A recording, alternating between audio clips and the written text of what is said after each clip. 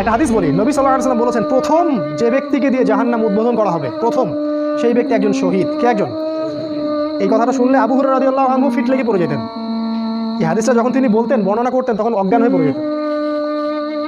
প্রথম জাহান্নাম উদ্বোধন করা হবে তাকে, যাকে দিয়ে সে একজন শহীদ। আল্লাহ বলবেন, তুমি কেন কি করেছো পৃথিবীতে? সে বলবে, আমি শহীদ হয়েছি। আল্লাহ বলবেন, মিথ্যা কথা বলছো তুমি, তুমি এই জন্য যুদ্ধে গিয়েছিলে যাতে মানুষ তোমাকে অনেক বড় বীর বলে, যাও জাহান্নামে যাও। তারপরে একজন দানবীর, কি করেছো? অনেক টাকা দান করেছো, সবের জন্য দান করেছো যাতে মানুষ তোমাকে দানবীর বলে, যাও জাহান্নামে যাও। তৃতীয় হচ্ছে আলেম। এই যে আলেম, কি করেছো? অনেক এলেম কালাম ছিল, আল্লাহ তোমার দিনের খেদমত করছে, মিথ্যা কথা। এই জন্যই করেছো, মানুষ তোমাকে বক্তা বলবে, কারি বলবে, আলেম বলবে, এই জন্য তুমি এইসব অর্জন করেছো, যাও জাহান্নামে যাও। এই জায়গায় আমার একটা ক্ষোভ আছে, কারণ আমরা আমাদের জীবনে একটা লম্বা সময় এইসব হেদায়েত থেকে বঞ্চিত ছিলাম। আমাদেরকে এগুলো কেউ শিখায়নি, স্কুলে না, কলেজে না, মাদ্রাসায় না, বিশ্ববিদ্যালয়ে, কোথাও না।